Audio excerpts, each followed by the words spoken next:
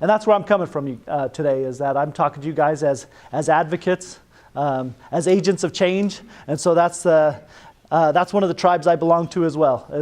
I'm Northern Cheyenne. We're the tribe that killed Custer. You guys are all welcome for that. You guys buy me a drink later. Yeah. But I'm also a member of the tribe that you guys are all a member of, is that the tribe of agents of change. And so that's how I come today, and that's the way that I talk to you about. Working for Casey Family Programs, really quick, 3 things. Working for Casey Family Programs, they believe in being agents of change. And this is why I work for them, actually, is it's a wonderful organization whose mission is really to reduce, the concrete mission is to reduce the amount of kids in foster care. And so we go at it at many different routes. We get to be strategic about it. We get to think about it. We get to engage people. I love people. That's the other thing, is I love people. And so one thing, and this is maybe I'll share this with you, is using data. And so if that's not part of your practice right now, include it into your practice. Start tracking what you guys want to reduce. And so using data, relationships. I was a guardian ad litem for a while before I started doing this work, and I believe that the only real difference that I ever saw in my clients who were children in foster care, the only difference that I ever saw, a significant difference, is when I was able to develop a relationship with them and able to take a journey with them. And so that relationship is key. Not only is that relationship key with that child, but I felt like it was important for me to get results by having it with opposing counsel, with the judges, with the social workers, with everybody involved, So those relationships are key as far as effectuating change. And then the third thing, and I have a story with this, and then we'll jump into this, is the third thing is I feel like proximity, the proximity of power is what I'll call it, is being able to be around like-minded people and getting close to the issues. And I know that you guys are close to these issues, to domestic violence, to societal issues. And so for me, being around you actually empowers me and helps me become better than who I really am. And I experienced this as a younger person. About 10 years ago, I'll share this story with you. About 10 years ago, I really wanted to go to law school. That was like, I found out about law school, and I was like, hey, found out how to apply and the admissions test and the whole 9. And so I started the whole process, got accepted to some schools. I was really surprised I even got accepted to schools. I didn't even know the process, so I'm accepted. I went up to go visit one school up in Grand Forks, North Dakota. They accepted me, and so I went through, and I was doing the tour. And as I was going through the tour, I saw a cork board in the law school. It said, Billy Mills speaks today. So Billy Mills, you might ask who Billy Mills. Do you guys know who Billy Mills? Who doesn't know who Billy Mills is? A lot of people. So there's been 2 American Indians that won Olympic gold medals. Jim Thorpe won 2 of them, 1912 Olympics in Stockholm, Sweden. Billy Mills was the second American Indian to win the Olympic gold medal, 1964 in Tokyo, 10,000 meter run. And he's my hero since I was 5 years old. That was my man. He inspired me to go beyond who I was. So I saw it on the cork board, and I'm like, forget North Dakota. I'm not going to go to that school anyway. It's cold up here. It sucks. If any of you guys have been, or if you're from there, sorry. So it's about a mile away, and I see it starts in about 10 minutes, and so I'm like, I need to go. I have an appointment. So I ran across campus, literally walked in the back door of this fraternity house. He was talking to the track team, so it was mainly primarily non-Indian crowd that he's talking to. So I sneak in the back, literally through the kitchen, and I come in and I sit in the back and I listen to him talk. And that day, that speech that he gave was for me. What he said there, and I sat in the back, my heart started beating fast and tears filled my eyes. And what he told us is that the greatest poverty in society is not the poverty of resources, but the poverty of hope. He told about how at one point in his life he wanted to end his life. He wanted to commit suicide. But he didn't do it because he felt sorry for himself. He grew up poor. He grew up on a reservation. He was orphaned when he was 10 years old, and he wanted to end it all. And at that very moment, he tells us, at that very moment, that's when he decided not to end his life, and he sat down on a paper pad and wrote 10,000 meter run, Olympic gold medal, Tokyo Olympics. He was an amazing speaker. He made me cry, made me laugh. And after the whole speech was over, I wanted to go talk to Billy Mills because this is the person that inspired me to to go beyond myself. So I purposely waited last. He was answering questions about his run, he was at training and everything like that, and I sat there and listened to everything. And every once in a while, I used to wear my hair in 2 braids, and so every once in a while, he was looking up at me, like, he would answer questions, kind of look at me, and I purposely was waiting, like, oh yeah, you go first, I have my last question. So it came to my turn, and I'd been rehearsing in my head, because it's my hero, I've been rehearsing in my head what I wanted to say to him. But as soon as I started talking to him, it just became such a cathartic moment for me that I just started telling him about my whole life, about my whole struggle. About community that I grew up in, where there was oppression, there was racism. About poverty, about some of my friends that are now dead, about in prison, so I shared them about my life, where I came from. And I just went on and on and on and on. And at times I was crying. And at one point at the very end, I started telling him, I said, but you know what? Throughout the whole thing, sir, you gave me hope. You gave me the courage to dream. And so I wanted to play college basketball. That's what I always wanted to do, play college basketball. And I told him, sir, I think I did that because of you.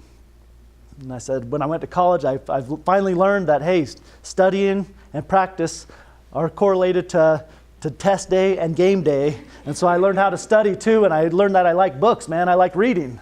I like school. I love school. And so I went out. I wanted to apply to law school, and I told him that. I said, "Sir, I applied to law school, and I've been accepted. I want to go to law school to work in Indian country. I'm going to work in Indian country when I'm done, and I'm going to do that because of you, sir."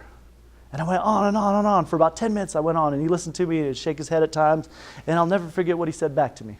The rest of my life, I'm carrying this with me. He put his arm around me, and he pulled me in close, and he said, "Son, I didn't hear a damn word you said. I'm kind of going deaf in this ear." But it didn't matter. I went to law school. I was able to do my thing. But that's a proximity of power, I feel like, is being around like-minded individuals and being able to, let's see if we could do this. But I want to tell you one more story before we get rolling on federal Indian law. You guys get to indulge me. I've always wanted to be an academic and be a professor, and so I'm going to act like I'm an academic. But I want to tell you one more story, is that this quote, have you guys ever heard this quote? Do you guys know who Sitting Bull is? Who doesn't know who Sitting Bull is? All right, and that's okay. I appreciate you guys. So Sitting Bull, great hunk papa chief. He's Sioux. He's one of the leaders, the architects behind, when I was bragging about killing Custer, we did that with the Sioux. So he was one of the architects of that war. And what he stands for a way of life. He stands for a philosophy, in my mind, of indigenous way of seeing the world. And so he's a very, very powerful leader. And he protested the fact of being colonized and put on a reservation. He protested that way of life because he saw that the Sioux way of life was a good way of life. There was power in that. Not only indigenous.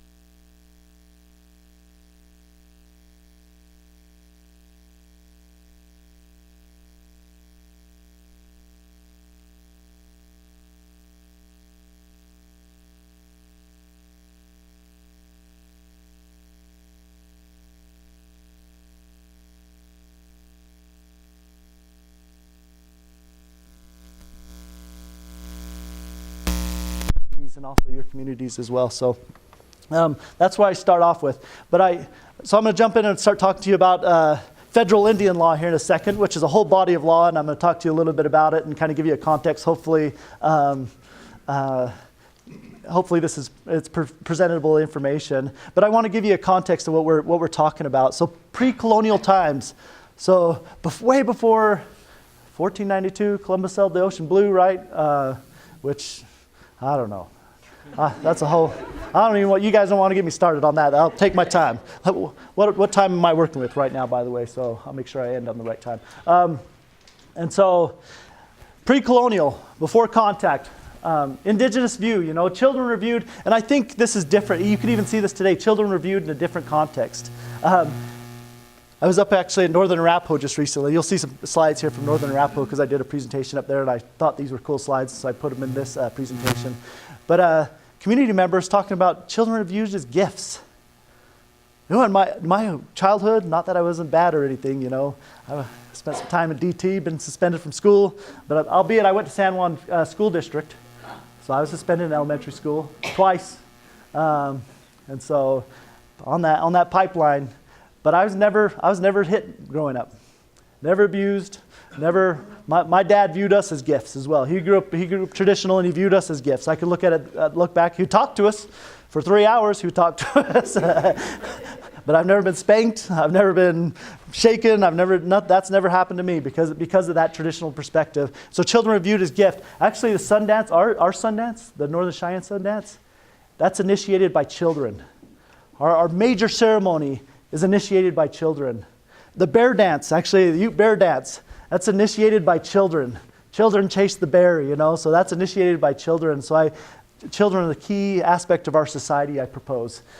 Viewed as the future of the tribe, we can't exist without our children, We have extended family systems. This is really important. And so the kinship system, I always get that is like people, just recently this happened to me. This kid that walked up to me, he's actually older than me. My grandfather was 50 years old when he had my dad.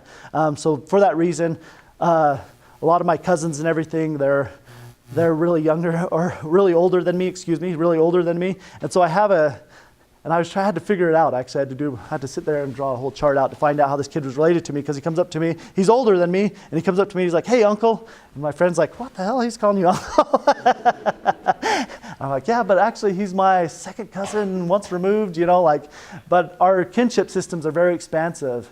And so that's also a context. We have clans. You heard Renee talk about our clan. Cheyenne, we have societies, We lived in bands, we lived in family systems, and so those are really expansive. This is really key, and I wanted to spend some time on this too, but I understand I'm kind of short on time, but just restorative justice models. And so ultimately getting to, because we had to coexist, and I think sometimes when we move to cities, we don't know our neighbors. You could see this on the internet most places. People could be, excuse my language, you could be assholes to people, and there's no consequences. But living in small communities and living in tribal communities, there's a need for reciprocity. There's a need for justice ultimately to be achieved. And sometimes that justice is achieved through dialogue. That was powerful for me, what Renee said. That whole presentation was powerful to me. Thank you again for saying what you've said and for your life.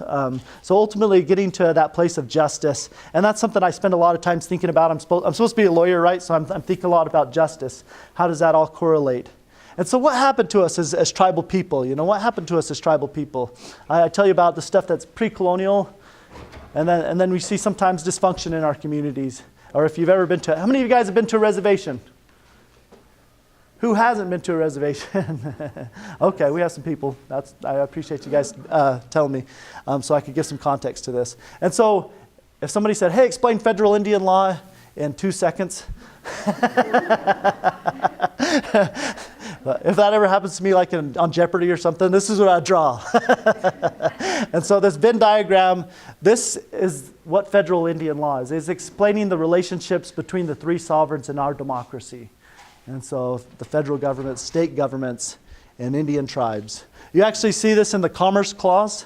For all you constitutional wonks out there that just love your Constitution. Anybody have a pocket Constitution on them right now? Yeah, do you really? That's a face palm right there. Do you really? Wow. So you probably know. So Article 1, Section 8, Clause 3 is the Commerce Clause. And so it's talking about the delegated powers to Congress. One of the branches of our government, going back to your 7th grade civics class, remember? So one of the branches of the government, Congress, it says, shall regulate commerce between countries, different countries, states, and Indian tribes. Indian tribes are in there. And so because of that, that's been interpreted, and I'm going to talk to you a little bit about that, as Congress having what they describe, has been described in different legal opinions, Supreme Court decisions, as plenary authority, so absolute authority. Congress has absolute authority to regulate. So you have people, Jax was just talking about VAWA being passed and its expansion to Indian communities and prosecution of non-Indians. And you might ask, I don't know if you were thinking that, why is Congress making these rules over Indian tribes if this is going to tribal court and tribes are a sovereign? I don't know if you went down that hole yet, but you might have asked that. But I propose to you, since Congress in the Indian Commerce Clause, and they have this ability to regulate Indian tribes, I propose that there's been an attack on Indian families from the very beginning, to undermine our knowledge systems, to take away our children. This is not something that's just happened to America, here in America. It's happened in New Zealand, happened in Australia. It's happening in all the indigenous communities throughout the world where that has been colonized. And so this is a system that's, I think, been really refined, to gain access to resources, to money, to land, ultimately. And so this is the story of America that sometimes we don't learn in school. We don't necessarily learn this in school. And so the Civilization Act, this is the first act of Congress that regulated American Indians, and it was a Civilization Act. And so the whole idea, First Amendment, there's a lot of provisions in the First Amendment, but one of the provisions in there is that the federal government should not establish a religion. And I don't know if this would survive the muster, if it was challenged Supreme Court-wise, but the Civilization Act was given direct money to churches to go onto reservations, to build up missions, to build up schools, to educate children, to civilize, not educate, to civilize, excuse me for even to say that, to give them moral education. And so oftentimes, I like that. I saw some faces saying, what the hell? Because that's my reaction even right now today, is about to civilize American Indian children. And you can see that how that Christianization has taken place. And my reservation, Northern Cheyenne, is Jesuits. A lot of different reservations have different people, Episcopal, Methodist, and so a lot of reservations were, the different churches came to different reservations to civilize us. There was a big period of time, Renee kind of talked a little bit about it, as boarding schools. So in 1861, this is when you first get first boarding school. Boarding schools evolved because the first boarding school was kind of like more of this church ran.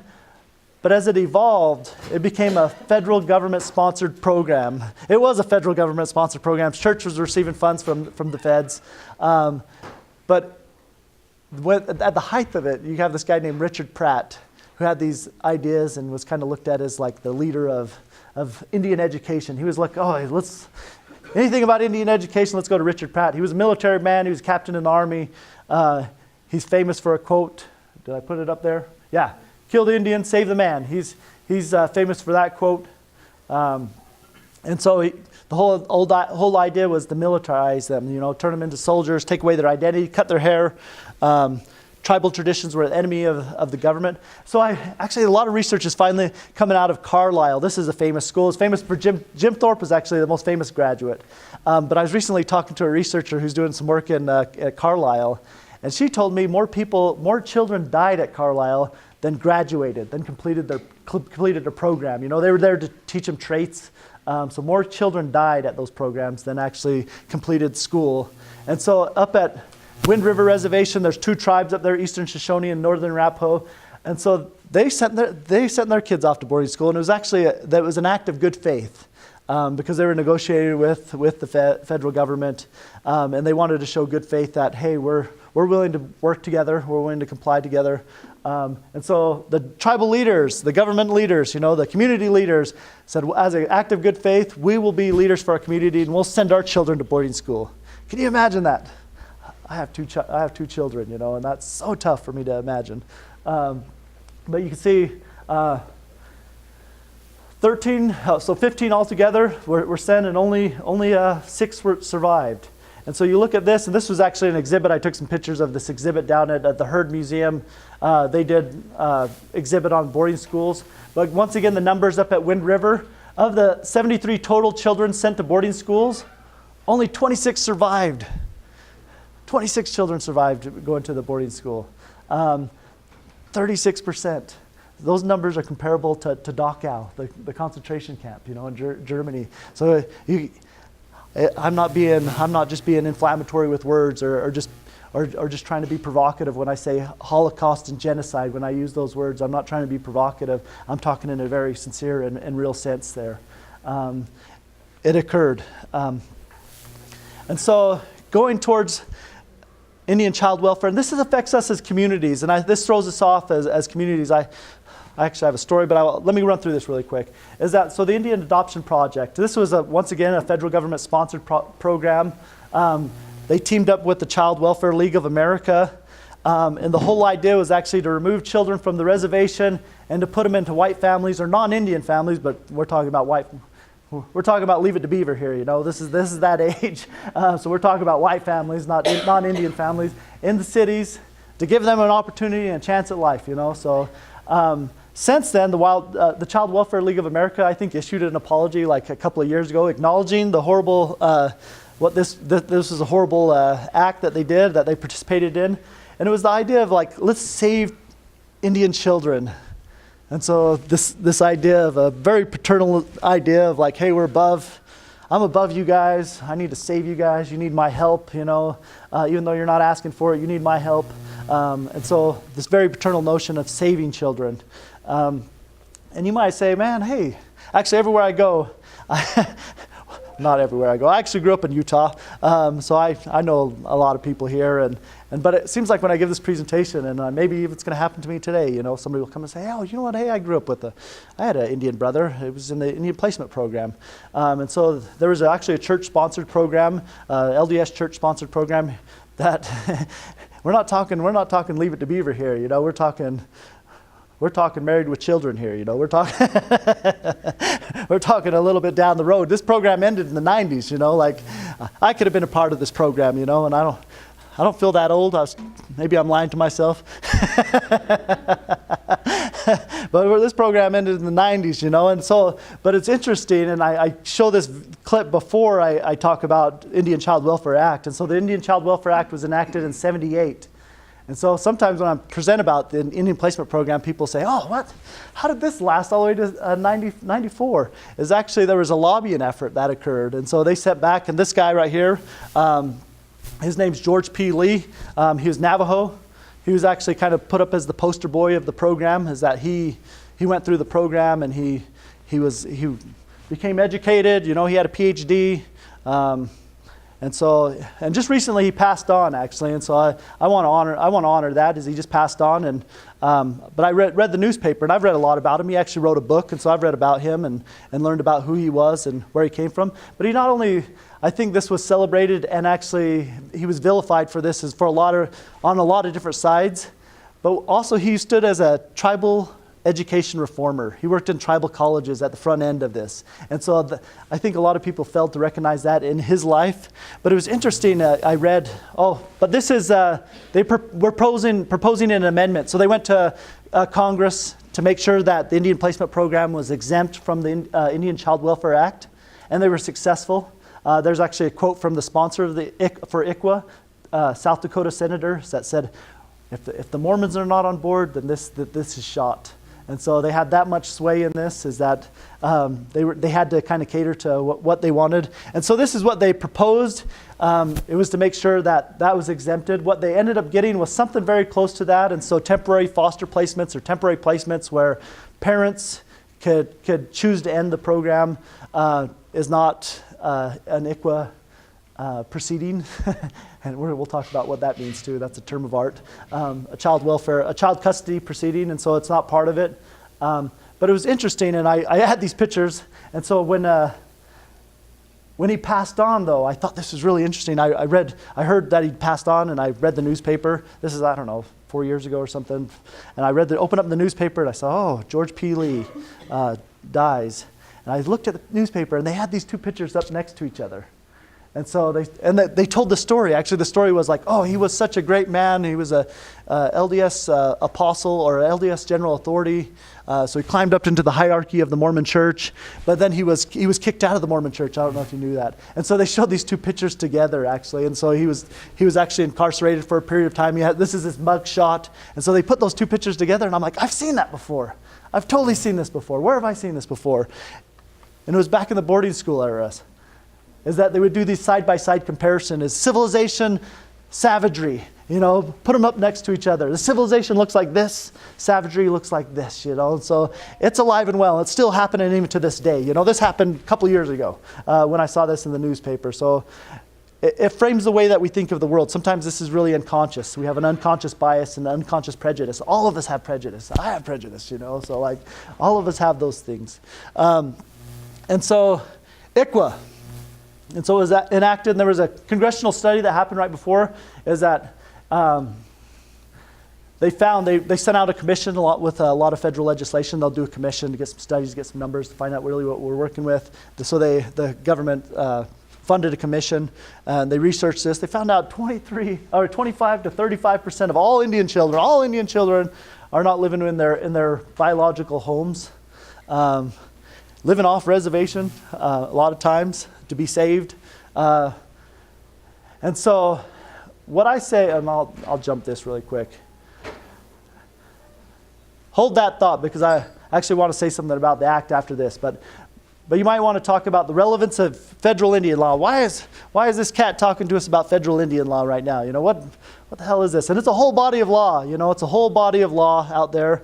And a couple of preamble things that I want to tell you is that it wasn't created by tribes. We didn't sit in the room and say, hey, do a federal Indian law just look like this, and we didn't build the house or anything like that. It was created primarily by Supreme Court decisions. Congress does have plenary authority, and so there's some federal legislation, but primarily federal Indian law is created, what they call as common law, which I guess Judge Scalia, who just passed on, Justice Scalia, who just passed on, he came to my law school. And we asked them a bunch of questions about federal Indian law because they're so horrible and they're so all over the place. They don't follow precedent on it. We asked them a question of asking about why stare decisis is that idea of following the precedent behind you and making sure that you're building, if a new issue comes, you're following the precedent, what the other principles stood for. So we asked him, why does the Supreme Court follow that on federal Indian law? And he says, listen, this is what he really said, listen, we just make it up. And maybe that was his way of saying it was common law, but I think they do just make it up as it goes down the route. But what's the relevance of this? And I like to use this quote. Felix Cohen, he was actually the author. There's a federal Indian law handbook. You look it up on Amazon. It costs like $200. So if you guys want to give me a gift, I'm just joking. So it's a big fat book there, Federal Indian Law by Felix Cohen, original author. He's now passed on. But he uses this analogy. It's powerful. I'll read it to you. Like the miner's canary, the Indian marks the shift from fresh air to poison gas in our political atmosphere. And our treatment of Indians, even more than our treatment of other minorities, reflects the rise and fall in our democratic faith. What do you think he's saying there?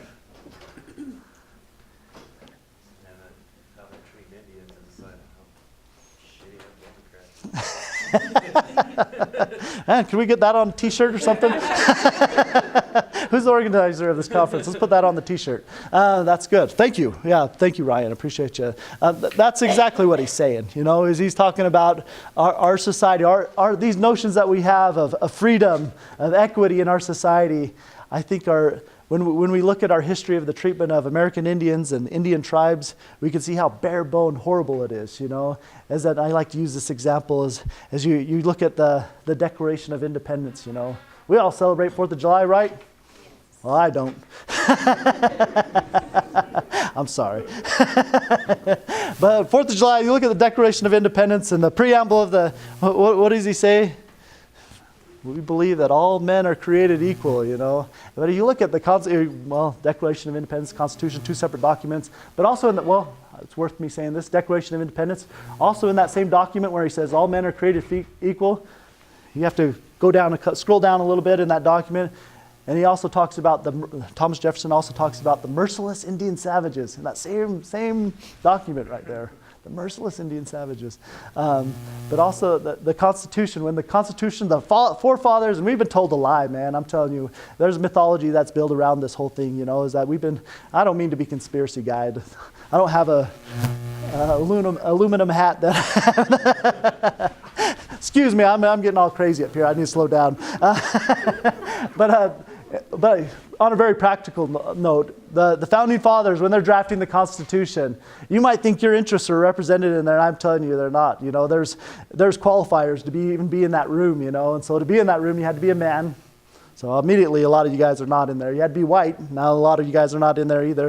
And then the third qualifier, which will eliminate everybody unless you guys are hiding something, you have to have some money. To be extremely wealthy, to be those people that were in there, that the Founding Fathers that were looking out for primarily their interests. And so there's my conspiracy theory for you guys.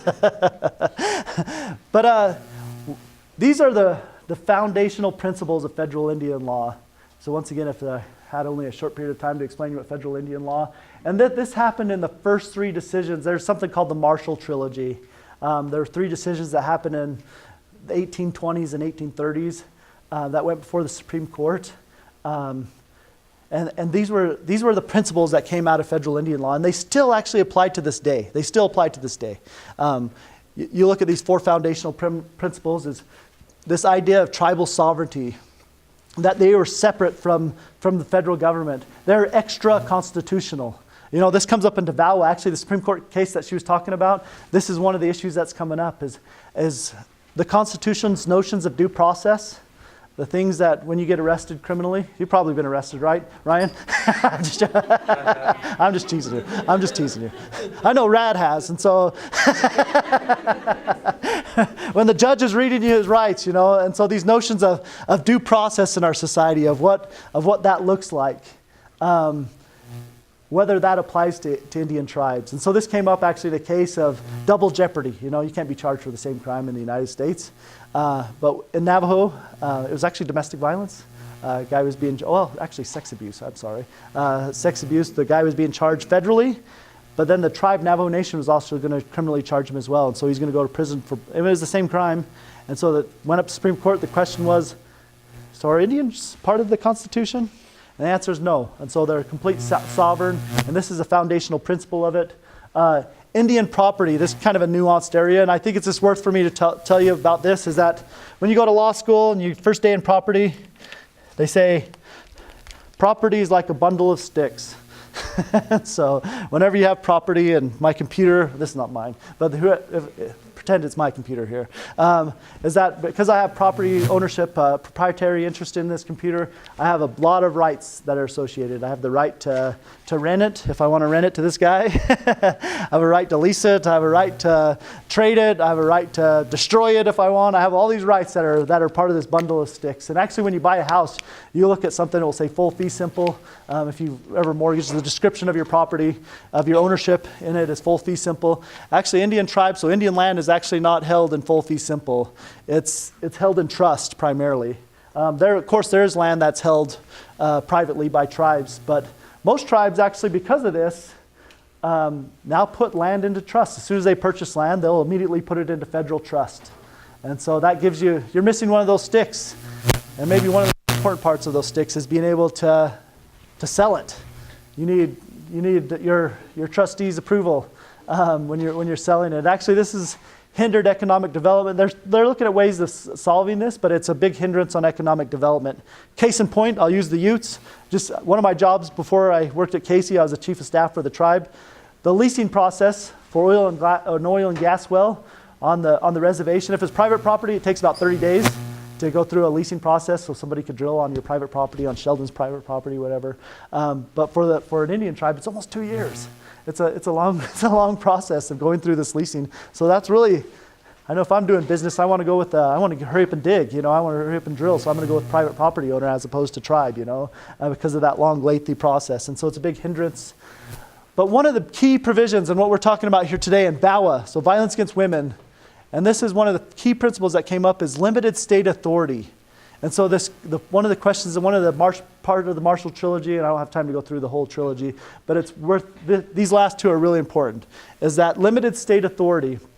So one of the initial cases was this case called Worcester v. Georgia, happened in 1934, I want to say, 32, 34, one of those, 1834 or 32. And what happened is there's a missionary from Michigan, wanted to go onto the reservation. Georgia, they found some gold up in Cherokee territory, and Georgia wanted access to that. So Georgia started making all these laws regulating who could go inside of Cherokee territory and who couldn't.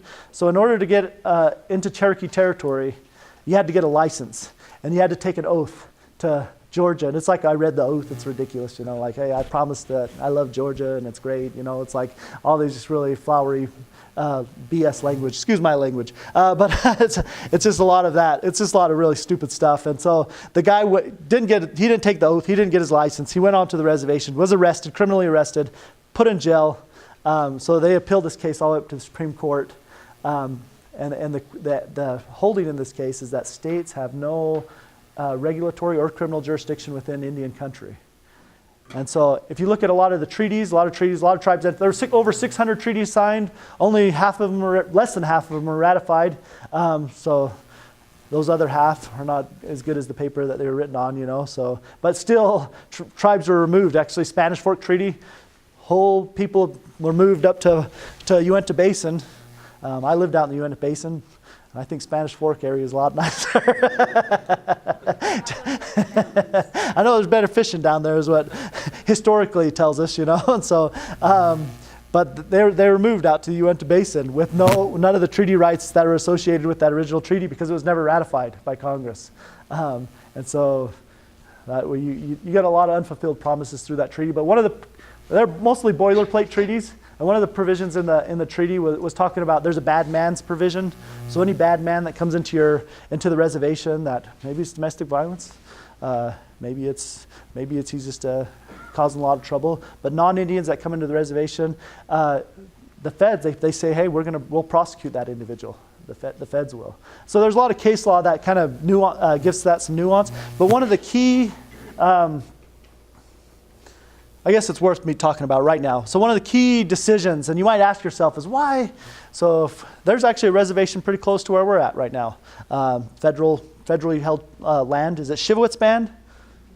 Okay, Shivowitz Band. So let's say we go over to you as non-Indian. They have jurisdiction over me as an Indian, but you as a non-Indian, we go there, you commit a crime. That's actually a bad example because Paiute doesn't have a tribal court. So let's go to Fort Duchesne. Come with me to Fort Duchesne. We're walking down Fort Duchesne with Rad. That's where Rad's from. I'm sorry, Rad, for pointing you out too much. But we were in Fort Duchesne walking down the street. We commit a crime. Police officers arrest us. You might ask yourself, and this idea of Western sovereignty, these ideas of Western sovereignty of if I go over to Nevada and I commit a crime in Nevada, who has jurisdiction over me in that case? Nevada does, right? And so there's an imaginary line right here, and I'm Nevada jurisdiction. I jump over here, do a crime in Utah. Utah has jurisdiction over me. It doesn't apply in Indian country. It's a matrix, actually, in Indian country. I should have put that up there. Is you have to find out first where the crime was committed, because that is still relevant. Whether that person was an Indian or a non-Indian, because that's relevant. Whether the offender, or the victim was Indian or non-Indian, or whether it was victimless. And so there's a whole matrix there that you have to really determine of why that is. And so why do we have that system? Why is that system applicable to Indian tribes? There's a horrible decision that came out in 78, the year that ICWA was passed. And it's called the Oliphant decision, like elephant, but Oliphant. But it was a criminal case. It went up to the Supreme Court. And there's really when I talked about precedent before, remember how the Supreme Court just makes this up? That's the truth. Maybe Scalia is just being really honest with this. Is that case right there, what it stands for, is they came out with this concept called implicit divestiture. Think about that for a second. Implicit divestiture. It was the legal term that came out. And what that means is, so it's not... Implicit means it's not explicit, right? So that we can't read it in the law. There's no act that's out there that explicitly says that Indians can't prosecute non-Indians.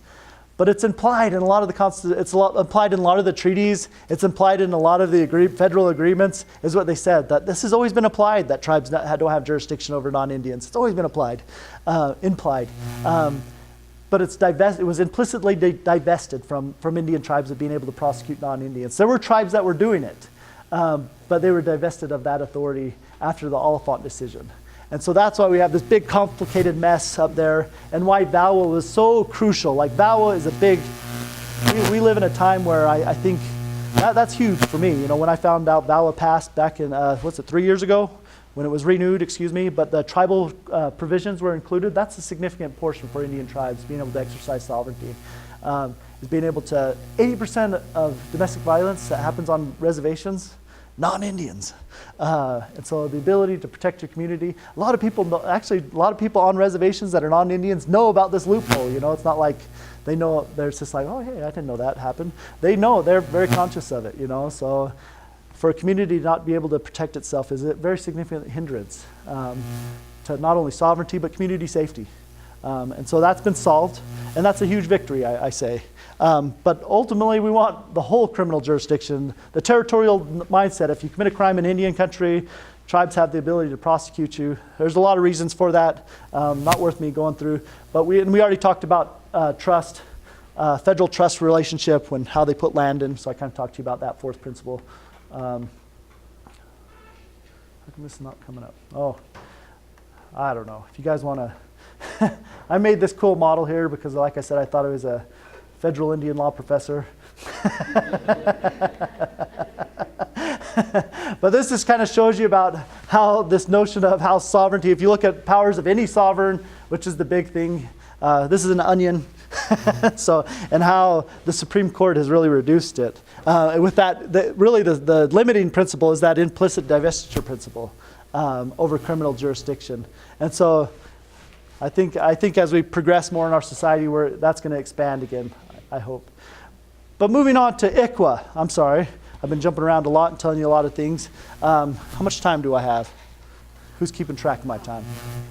20 minutes. All right. I can finish this. So there, I like to bifurcate.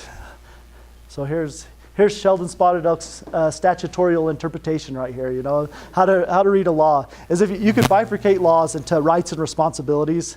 And ICWA is one of those laws that you could really do it very clearly, actually. And so if you think about that, who has rights under ICWA? And who has responsibilities under ICWA? Who do you think has responsibility? I know this is not, you guys aren't tribal social workers here, or child welfare social workers, excuse me.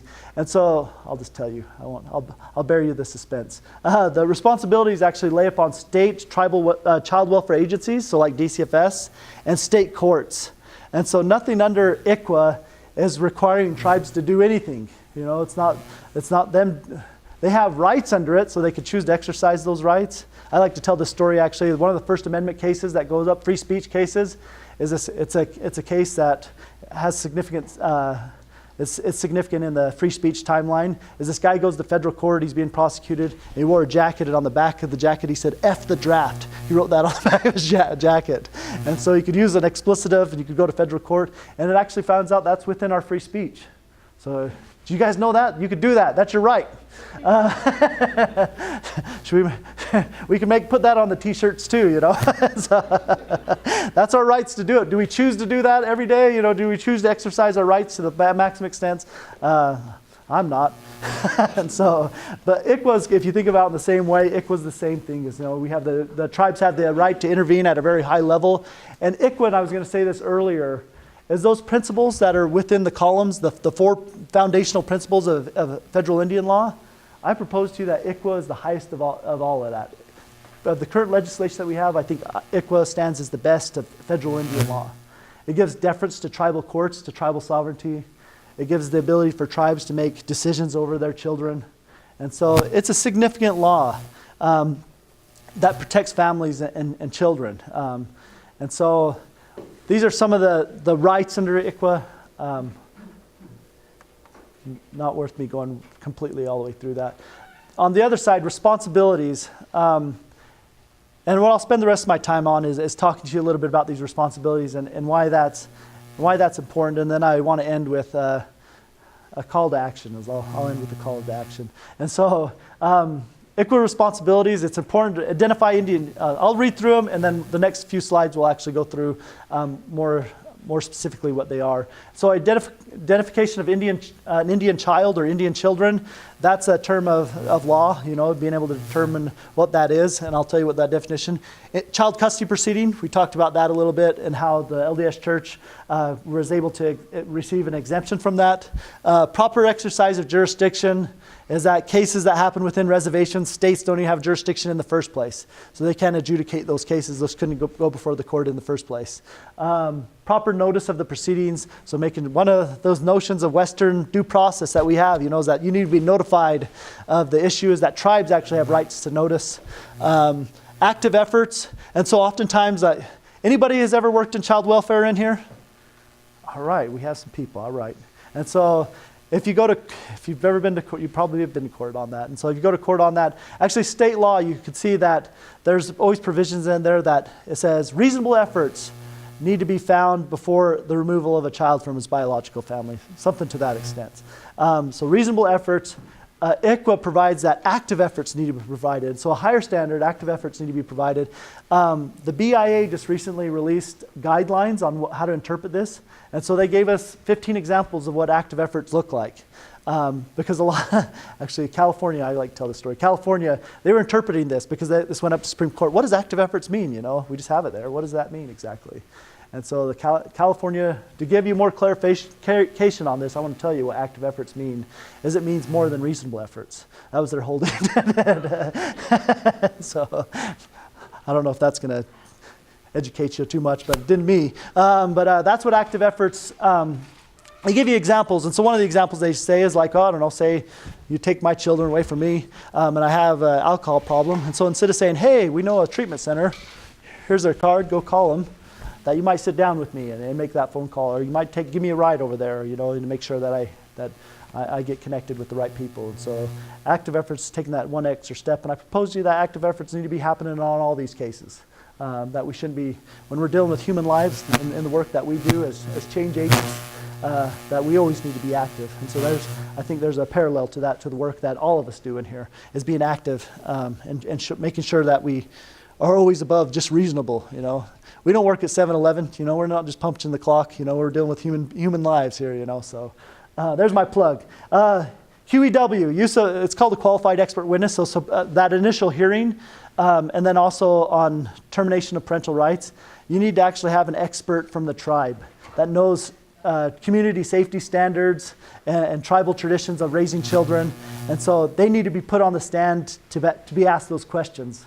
Is this offensive to the community standards of child rearing? Because little heads up on this, the vast majority of cases, about 80%, 85% of the cases that are where kids are removed from families are not because of abuse, of what we think of as abuse, but are from neglect. And so there's a real squishy area there of what neglect looks like. Maybe neglect looks like to me is that, well, you don't have a flat screen TV in this place, man. This is neglect. Actually, Casey, working for Casey, I'm a bougie Indian now, I'm a bourgeoisie Indian. I go stay in really nice hotels, so I come here and I'm like, man, this is neglect, this hotel. So that's me. But for you, neglect might look like a different thing, so yeah. Yeah. I just wanted to give an example for that. Please. I talked with a client 2 nights ago. She didn't want to call DCFS on a friend because she said her house was missing. She was worried about those different standards.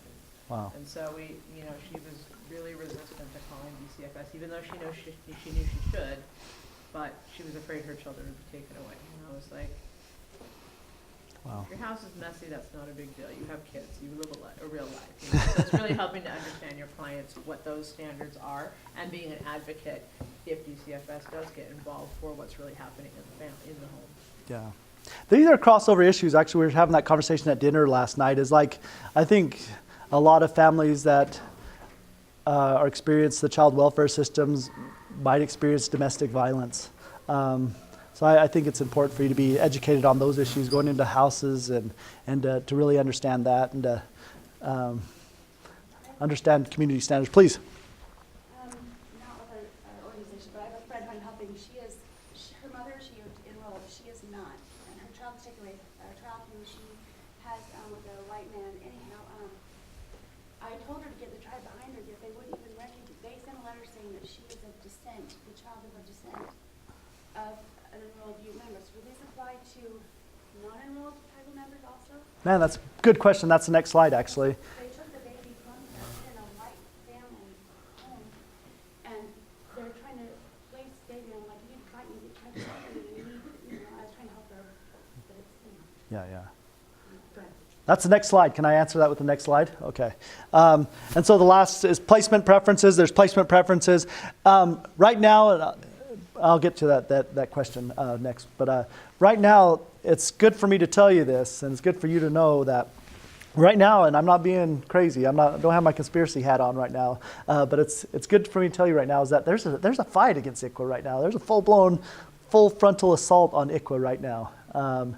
There's 5 federal court cases right now challenging the constitutionality of ICWA in different jurisdictions for different reasons. And so what the biggest one is one brought by Goldwater Institute. Barry Goldwater, who's a senator from Arizona, that actually signed on and said, yeah, I vote ICWA's good. I love that law. And he donated to the Herd Museum, and all this other stuff. But he's conservative Republican. He has a think tank down there. Part of his think tank is named in his honor. They're challenging the constitutionality of ICWA because there's voluntary and non-voluntary. So voluntary would be if I decided to give my child up for adoption. And so that's a voluntary provision, which is also covered by ICWA. But then there's involuntary if my kids get removed. So my children are being removed from me. And so but the voluntary provisions are being challenged, and especially the placement preferences. And so that's something to kind of keep your eyes open for. And then transfer to tribal courts. And so that's one of the abilities of ICWA is ultimately to take a case that. The other thing that someone asked this question, I wanted to answer it. I wanted to steal the mic actually at one point. I'm just joking. But I wanted to answer this question. Somebody asked, is this a reservation issue? Or are these things just happening on reservations? Actually, 66% of American Indians, 2 out of every 3 Indians live off reservation. The highest county in Utah with the sheer population of Indians, Salt Lake County. So it's not San Juan County or Uinta or Duchesne County, it's Salt Lake County, urban. And so a lot of Indians have moved off reservations, live in cities. And so that's the... Why do they? Why are less people living in reservations? It depends on the area, but I think one of the things is opportunity. I think there's a big migrations to cities by all people. I don't know, that might be a sociology question.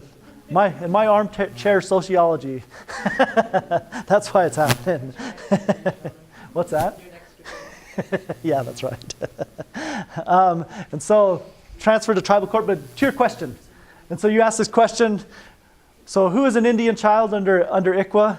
And so who's Indian child? It's either straight up, first one's easy. It's a member of a federally recognized tribe. And so different tribes have different membership criteria, and it's in their constitutions. This is a constitutional provision. If they're going to amend it, it needs to be oftentimes a referendum vote by the whole tribe. But to generalize them, there's 2 main ways of how tribes recognize their members. And so there's one by blood quantum. And so Indians, horses, and dogs, we all know our math really well. We know our division really well. And so, but then the other side of it is descendancy. And so like Cherokee tribe, I don't know, I better ask this question. Anybody in here Cherokee? Cherokee tribe actually has a descendancy, and so there's a few tribes in Oklahoma that have descendancy provisions in their membership requirements, actually all over, I'll say. And in that case, for Cherokee, there's a Dawes Rolls, which was a membership rolls saying who's all Cherokee, happened in like 1860s something. And so if you could go and point to your ancestor on the Dawes Rolls of like, hey, there's my 3rd great-grandfather, it doesn't matter what your blood quantum is, you're a member of the Cherokee tribe, and so it's descendancy. It's neither good nor bad. None of this is neither good nor bad. It's how a tribe, a sovereign government has made a decision to recognize members, right? And so I don't know. When I worked for the Ute tribe, I'll tell you, their blood quantum is really high, actually, really high blood quantum. So oftentimes their children would be considered descendants and not necessarily directly covered by the act. But I'll tell you that tribes, and sometimes we would intervene on cases, because that was my job when I worked for them. We'd intervene on cases, and it would all depend on them. And we could recognize children we could recognize them for ICWA purposes only. So they weren't necessarily extended benefits, some of the other benefits that come along with being a tribal member, but for ICWA purposes only, they could be transferred to jurisdiction. Actually, it was something I really tried to work with my bosses with, but it's a really tough issue. But also the guidelines that just recently came out, the BIE guidelines that I mentioned, they came out 1 year ago. And so this decision, let's say I'm a really savvy social worker and I'm like, hey, I know what youth's blood quantum is, and I actually know where to find their constitution. And so I look it up and I say, oh yeah, here it is. 5/8 blood quantum, constitutional provision in there. It's not your decision to make as a social worker or as a non-Ute member, actually. It's completely 100% the tribe. So it's the tribe's determination on who they recognize as members, and not the states, not the courts, nobody but the tribes. And authorized law trumps that of the states, correct? What's that? The laws trumps that of the states, the sovereignty laws? For the tribe? Yes. I mean, they go supersede above the regular state, the new laws. They actually recognize this child in a letter, and the different courts outside counties would even recognize it. That's no difference. Here, talk to me about that case after we're done, okay? All right. And so, then the second provision, so if you're not just straight up a member of the tribe, the second provision, or, what's an or provision, which is really important provision when you're statutorial interpretation, remember I was talking about that, or eligible for membership. And so my tribe's blood quantum is 1/4. And so we could say, hey, you know what, Dad has a braid, Mom's not Indian. We don't know about the kids. They might be 1/4. But once again, you have to give notice to the tribe. But they may be eligible for membership. And so my children, they are members of the Northern Cheyenne tribe and a biological child of an enrolled member. So I have to, as a parent, need to be enrolled in the tribe as well for ICWA to apply. This gets to be really nuanced and probably not really applicable to most of the work that you guys do. Notice, Sheldon, sorry. please. I hate to keep bugging you. No. I used to be a CPS worker. Please. So part of the work that you might do, if you know this child is enrolled and maybe doesn't look like an Indian child, and if you're working with the caseworker, is let the caseworker know, because the caseworker is the one who's supposed to notify their manager or whoever that they're required by policy, and I think by, I'm not sure if it's the law or whatever, since Utah got sued. But they're required to ask this question of every family. Are you an enrolled member of the tribe or eligible for enrollment? As a CPS worker, I know because I'm Native, I was the only one on my team that would ask that question regularly. So if you know that it's a Native kid and nobody's talking about that or the tribe's not involved, then let the caseworker know, that this is a Native kid and has the tribe been notified, because they don't get a lot of training on it, and there's not a lot of consequences if they don't answer the question, even though the tribe or the state was sued, and this was included as a part of all of that lawsuit. And it's part of the new regs that are coming out interpreting the law. And so that it is actually the judges. That's also a requirement of judges, but I rarely have seen it in observation of courts, is the judge asking that question. And so it's just not. I don't know, descendancy, I've met blonde-haired, blue-eyed Cherokees, so you just never know. And so that question is really important, and especially in your work. I'm glad you're able to parallel that to your guys' work. And so this might become an issue that if you're part of a meeting or a meeting with DCFS, a question that you might could bring up. And so this is about notice. This gets really nuanced, and I don't know if you guys, no one in here works for DCFS, or does somebody in here work for DCFS? Okay, so I don't really need to go through. So I talked about the guidelines. And so there's two things that are coming out. Well, guidelines came out last year that gave some interpretation of the law. And those were promulgated by the Department of Interior, by BIA within the Department of Interior. There's going to be some regulations. And so my friend over here, Janelle, was asking about supremacy. And so there's supremacy provisions within the Constitution of what laws has the highest. And so, of course, the highest law in the land is our Constitution, but there's a pecking order with that. Regulations actually come above state Supreme Court decisions. And so the regulations are going to be promulgated. I was hoping they were going to be happening last week. It's like any day now, to tell you the honest truth. And so it might be coming out any day now. Just for you policy wonks that are really interested in this, that you guys can make sure you guys are looking for that. It's going to be promulgated any day now. And that's going to take, it's going to supersede state Supreme Court decisions. And so in all the crazy ways that states have interpreted what active efforts means, regulations are going to say this is what active efforts mean. And this is how you guys should interpret, the courts should interpret it. And so a lot of people are upset about some of the regs, the ideas that might be coming out of the regs. And some of it ranges from notice will be required on all proceedings. And so, hey, that's going to really be a hindrance on our district attorney budget, because we're going to have to send certified notice on all these hearings, which is $23. And we usually just, so like one ranges from that to, hey, this is going to be tight on our budget, to, hey, those placement provisions are unconstitutional. They violate the equal protections provision. So there's a big range on the objections to them. So they only apply to child custody. Well, this is worth me saying, because I'll kind of go towards wrapping up, because I know I have less than 10 minutes. But the existing Indian family. So this is one of the provisions that came out in the regs and in the guidelines. And so this was Supreme Court, state Supreme Court law that made this.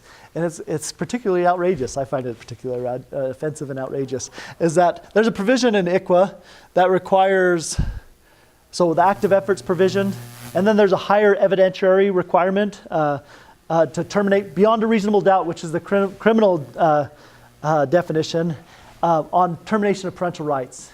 And so to prevent the breakup of an existing Indian family is the way that the law reads. And so a lot of courts would read and say, what is an existing Indian family? What does that mean? And so the case that went before Kansas, there was an Indian father. He was a paramour, not a father. Well, they weren't legally married, but he was a paramour. They had a child. Child was an Indian child per the definition, but she never knew the dad. And so Kansas is interpreting that law, and they said, well, I don't think there was ever an existing Indian family, because this child has been raised by the non-Indian parent all his life. And then they go through, and just to add a little bit more facts to it, they said, and plus this child doesn't receive the tribal newsletter, doesn't participate in community gatherings, barely knows where the reservation is. They go through all these provisions. But the issue is not, and so the court is making this decision. And it's kind of particularly funny, I was thinking about this the other day, is that I think society continues to judge if you're Indian enough. Actually, somebody was asking me, and I was telling, hey, we're going to a powwow. It was at a university, and they said, hey, well, that's cool. I want to go. I've always wanted to go to a powwow. And I'm like, well, hey, this is a university. You should go to it. Oh, but that's not a real powwow. And so, I know some people are laughing at that. But it's just like, I think there's these notions of in our Western, maybe Hollywood's given those notions, unless you look like Rodney Grant, winding his hair off, dances with wolves, you're not a real Indian. That's why I was wearing my hair out yesterday. I'm just joking. No, that's just kind of interesting, is that there's these notions. And so the judge is making that decision. Getting back to my point. The judge is making that decision of whether this family or this child is Indian enough for ICWA to apply, whether this was an existing Indian family. And so the regs completely eliminate that and say that's not the judge's. That's not their right. And this issue is not about perception or not about race. It's actually about sovereignty. That's the key provision of this, is as a tribal government or as a government making decisions over its citizens. Just as Utah makes decisions over any child that goes into the foster care, it's the exact same thing with the tribal government. As if China, Chinese national was here in America or making for them as a sovereign to make that decision. Let me push through some of this stuff. Tribal court, this is worth me talking about. Tribal court transfer. And so, once again, Northern Cheyenne, Lame Deer, Montana. I live in Denver, though. My kids ended up going into the system. We can make that decision. Maybe I could say, hey, My tribe actually is the one that makes the decision. I could want it all I want, but if my tribe doesn't choose to exercise their right at the highest level and say, hey, we want to transfer this case. And so when I worked for the Ute tribe, there's a lot of decisions that came into making this transfer. Actually, we ended up forming these meetings to talk about all those issues. And so we had a case all the way back east. And so we wanted to make this decision. It was a small baby. The state is working on reunification, so they're not saying let's terminate rights here. They want to work on reunification. So if we transfer that case and bring this child all the way to Fort Duchesne from the East Coast, how's this mom going to form a connection with that child? So we could follow that case. We could participate in the court hearings via telephone. We could maybe even send a social worker out to go check on the well-being of everybody. But we chose not to transfer that case because of that reason. And there's a lot of reasons. Maybe we don't have the services that this parent or child needs within our community. And so there's a lot of decisions that go into transfer. So not all cases get transferred to the tribe, but that could be an option.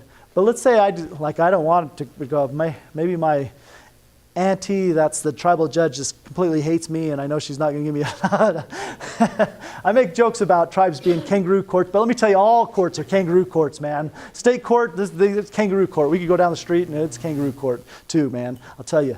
But I could object to that. I could say, hey, I don't want my case to go up to Northern Cheyenne. I object to that, and that quashes the transfer. Actually, immediately quashes the transfer. And so parents still have a lot of rights to be able to do that. States could, and this is a controversial, this good cause provision. So in the ICWA, it talks about good cause. If there's good cause not to transfer, and so a lot of attorneys have argued that, hey, man, maybe we're too far in the proceedings. Or the tribe, this case has been open for 2 years, and the tribe's just been involved for the last couple of months. And I want to argue that that's good cause to not transfer this case to tribal court. And so that becomes something that could be litigated on, and has been litigated on a lot. And so placement preferences. These are the provisions that are going to be challenged. And so the Goldwater Institute, and so when a kid's taken into custody, there's placement preferences. And so this is primarily what Goldwater is arguing is unconstitutional. It violates the Equal Protections Act, that Indian children as a race are being preferred to be placed with, like there's all these requirements about placement. But once again, I was talking to you about Indians are not race. This law right now is not generated out of Indians being a race. It's generated out of Indians being a government as a sovereign entity. And so that's the decision that the court's going to make some decisions on here soon. But these are the placement provisions. One of the big ones, actually, you look at that, all these, let me tell you too, ICWA, 78, way back 78. Child welfare practice has really evolved. But where we're evolved now, all these things are relevant, actually. ICWA is the highest law. Casey actually has gone on record saying it's the gold standard of child welfare, because it does give deference to kinship placement. All child welfare practice, we find that kids do better when they're with relatives. They get better care, they get better results when they're with relatives. And that was one of the major provisions within ICWA, And so this is active efforts on the front end, making sure that case is taken care of at the front end before it goes into court. That's best practice, So all these are best practice.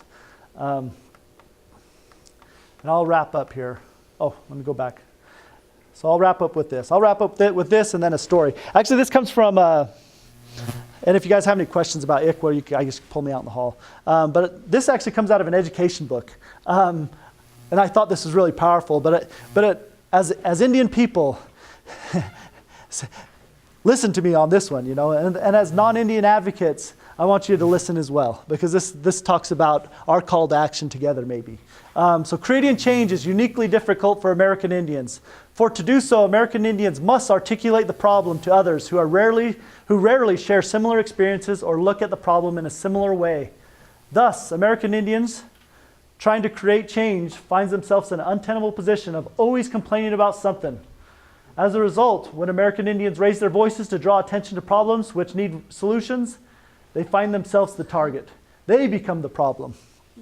So in a lot of jurisdictions, I know here in Utah, actually, there was a movement to abolish Columbus Day and recognize American Indian Day. I read the comments I still read Utah News, and so I read the comments in that. Man, I I'm embarrassed, actually. I'm embarrassed what was being said there. I read the comments, not only in the newspaper comments, but also what our elected officials said about this whole thing. That is true. This happened this year, so I'm not talking old school stuff. There's a movement to eliminate the mascot. And I might say, hey, I dislike the mascot, whatever mascot it is, and I dislike the mascot. It objectifies me as a human being, it objectifies what Indian identity is about, and it's offensive to me, and it's offensive to my children.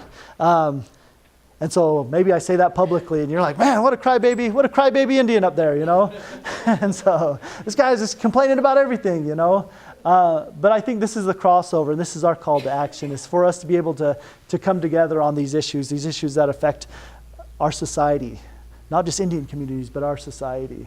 I'll end with this story, and then I hope to wrap it all up. Is that, man? Actually, it's really cool being able to present like this. You get to meet a lot of really cool people. One time I was presenting, and I told you guys I grew up in San Juan School District. I grew up in Blanding, Utah. And so I did this presentation. After it was over, this guy from the San Juan School District came up to me and said, hey, would you be willing to do a presentation to the San Juan School District? And at the time, I was on the disproportionate minority contact. So those numbers are not new numbers. And she talks about those numbers are the person that talked about school to pipeline. I wish she was here today. She's not. The school to pipeline, the prison to pipeline system that's been created. That's been created in San Juan County. She's talking those most significant numbers from that is coming from San Juan County. And so I went down to San Juan County. All the administrators in the county, which actually serves. Natives are the majority down in that school district, actually. Native children are the majority in that school district. So I went down there and I gave my rap. I talked about everything, man. I talked about the way I grew up, the way that my friends were treated. I grew up there's a small community down south there called White Mesa. All those kids were my friends, man. Those were like my brothers, including one of my brothers while I was in law school. I'll never forget this. While I was in law school, I got a phone call. And I spoke at one of my brother's funerals, He died at a very early age because of all the effects of being marginalized. But at the same time, this kid was smart. He could have easily been a mover and shaker and policymaker in Indian country, But unfortunately, he's passed on. And I carry that with me, actually. Everywhere I go, I carry that. I think of him often, actually, in this work that I do. Because in some ways, I feel like I used to feel this way. I feel like I'm putting healing on this. But survivor's guilt, feeling like, oh, man, why am I fortunate? Why am I fortunate? And I think I know. But anyway, I went down to San Juan County, and I told his story, actually. I told Gabriel's story. His name's Gabriel. I told his story and talked about what I witnessed and what I saw and what I experienced. Suspended from school, elementary school. Who gets suspended from elementary school? I do. And just talked about my experience of going through that system. And at the very end, I'm talking to administrators here. You would expect there to be a lot of Native administrators down in San Juan County. There's not. There's one man over there, actually when they asked me to do it, I didn't want to do it. I didn't want to say, I don't want to go to San Juan County and talk to those guys. I have no business down there, My mom still lives in that community, and so when they asked me, no, this is serious. When they asked me, I'm like, well, man, I don't know if I want to do it. If I do it, I have one request. They said, oh, what is it? Can my mom come? Can my mommy come? So my mommy came, she sat over there, so there's a tribal administrator over there, and my mommy sat over there, and as I'm telling them these tough things, we're talking about things, I could tell some people weren't happy in there, what I was saying, when I'm talking about, there's a lawsuit that happened in San Juan County, 2 lawsuits that happened in San Juan County. That lawsuit stands as the Brown v. Board of Education of Indian Country. Myers v. San Juan School District. Look it up. Synergy lawsuit. Actually, that's the predecessor to that lawsuit. But that stands as the Brown v. Board of Education of Indian Country, right there in San Juan School District, of racism and oppression. And I talked about that lawsuit. I told them everything. I told them everything. I told them my father was a school teacher down there, and I witnessed how they treated him down there. As a male elementary school teacher. That's a rare thing. He was my hero, and that's probably the reason I'm afforded so much today. But I talked and talked and talked, and after it was over, I just wanted to get out of there. I could tell people are upset. People are talking to each other, and they're talking at each other, and my mom gets up and goes. There's one elevator in Blanding, and we're getting on. And as we're getting out of this place, I see a brown hand come into the elevator. Stop it. And it's that tribal member that's a administrator in the county. He comes in and he says, "Hey, I want to tell you, you did a good thing today. He said, what you did today was important, and it's going to make a difference. And I propose to you that the work that we're doing, that we're engaged with as agents of change, is really crucial to our society, to our progress, and how we treat one another. And actually, when I'm talking about relationships, the relationships that we maybe build here, the relationships that we build with our clients, are crucial to getting those outcomes that we desire, of how we could move towards a humane society, of where we treat the society that maybe Sitting Bull had a vision of. And so I leave you today, and I came all the way from Denver to tell you that today too, is what you're doing today is important, and that it's going to make a difference. So thank you very much. I appreciate your time.